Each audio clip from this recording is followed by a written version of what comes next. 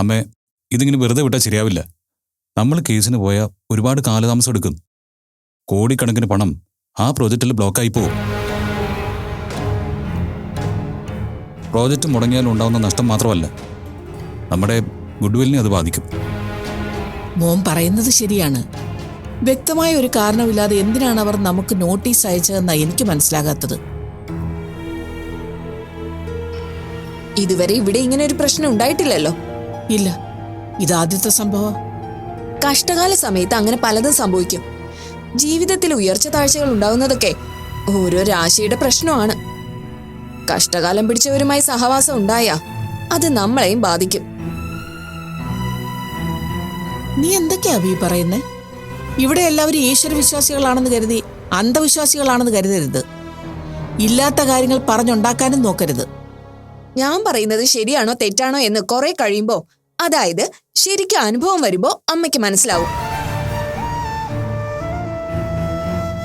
എന്താ എവിടെയാ പറയേണ്ടതെന്ന് ബോധമില്ലാതായിപ്പോയല്ലോ അഭി നിനക്ക്. കഷ്ടം. അതിന് ഞാനെന്ത് പറഞ്ഞു അമ്മ പറയുന്നേ? നീ ഇപ്പൊ ഈ സഹവാസത്തിന്റെ കാര്യം പറഞ്ഞത് എന്ത് കരുതിയിട്ടാ? അത് പുതിയ പ്രോജക്റ്റിൽ കുറെ പുതിയ ആൾക്കാർ വന്നില്ലേ, അവരുടെ കാര്യം ഞാൻ പറഞ്ഞേ. നീ വെറുതെ പൊട്ടത്തിനും വിളിച്ച് പറയാതെ മിണ്ടായിരിക്കാവി. ഞാനൊന്നും മിണ്ടുന്നില്ല. ഞാനിവിടെ ഇരിക്കുന്നതാണല്ലോ നിങ്ങൾക്കെല്ലാം പ്രശ്നം. എല്ലാവരും കൂടി കമ്പനിക്കാരി അങ്ങ് തീരുമാനിച്ചാ മതി. ഞാൻ പോവാ. ഇവക്ക് എപ്പോഴും ഇത് തന്നെയാ പണി.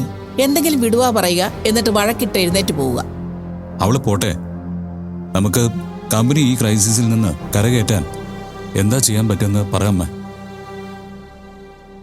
ആദർശേട്ടൻ റവന്യൂ ഡിപ്പാർട്ട്മെന്റിലെ എല്ലാവരും കണ്ട് സംസാരിച്ചില്ലേ? സംസാരിച്ചു. ഓരോരുത്തരും ഓരോ റീസൺസാ പറയുന്നത്. നമ്മുടെ കാര്യം നടക്കാൻ അവരോടൊന്നും സംസാരിച്ചിട്ട് ഒരു കാര്യമില്ല. എങ്കിൽ കളക്ടറെ കണ്ട് സംസാരിച്ചാലോ? മന്ത്രി ഇടപെട്ടാൽ കുറച്ചുകൂടി എളുപ്പമാവും. റവന്യൂ മന്ത്രിയുടെ ഓഫീസിൽ നിന്ന് ഒന്ന് വിളിച്ചു പറഞ്ഞാൽ എല്ലാം ഫാസ്റ്റായിട്ട് അവർ തന്നെ ശരിയാക്കി തരും. അമ്മയൊന്ന് വിളിച്ച് സംസാരിക്കാമോ? അയാൾക്ക് നമ്മളെ അറിയാവുന്നതാണ്. എന്നാലും രാഷ്ട്രീയക്കാരനായതുകൊണ്ട് വിശ്വസിക്കാൻ പറ്റില്ല. ഞാനൊന്ന് വിളിച്ചു നോക്കാം.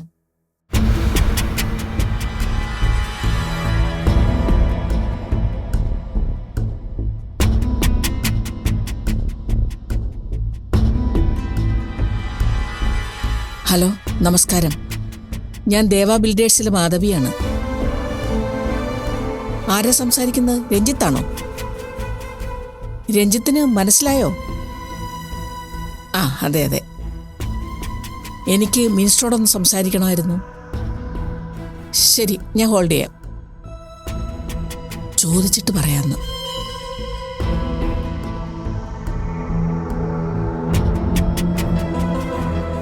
ഇതെന്താ എല്ലാവരും മിണ്ടാതിരിക്കുന്നത്? ചേച്ചി, അമ്മ കോളിലാ മിനിസ്റ്ററെ വിളിക്കുന്നേ. ഹലോ. ഓ, അങ്ങനെയാണോ? നാളെ നേരിട്ട് വന്നാൽ കാണാൻ പറ്റുമോ? ഓ ശരി, അങ്ങനെയാണെങ്കിൽ ഞങ്ങൾ വരാം. ഓക്കെ.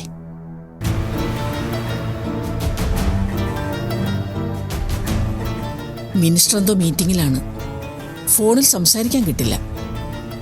നമുക്ക് നാളെ നേരിട്ട് പോയി കണ്ട് സംസാരിക്കാം. അയ്യോ, നാളെയോ? അതെ, നാളെ തന്നെ. നാളെ എന്താ പ്രശ്നം? അത് പറയാനമ്മേ ഞാൻ വന്നത്. എന്ത്? എന്നെ ഇപ്പൊ ഒരു കൂട്ടുകാരി വിളിച്ചിരുന്നു. അവളുടെ കുഞ്ഞിന്റെ 1ാം പിറന്നാളാണ്. അതിന്റെ ഫംഗ്ഷൻ ഹോട്ടലിൽ വെച്ചാ നടത്തുന്നത്. നമ്മളെല്ലാവരെയും ക്ഷണിച്ചിട്ടുണ്ട്. നിന്റെ ഏത് കൂട്ടുകാരിയുടെ? ആരാ അത്?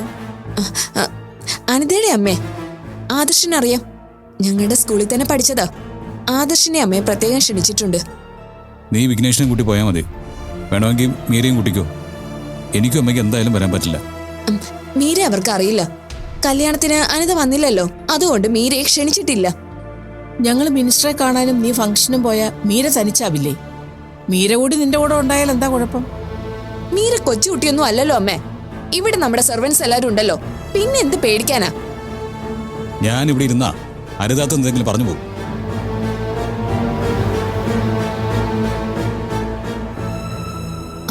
അമ്മേ, ഞാൻ ഇവിടെ ഇരുന്നോളാം. പരിചയമില്ലാത്ത സ്ഥലത്ത് പോകുന്നതിനേക്കാളും കംഫർട്ട് എനിക്കിവിടെ ഇരിക്കുന്നതാ. അങ്ങനെയാണെങ്കിൽ ഓക്കെ. മോടെ ഇഷ്ടം പോലെ ചെയ്തോ.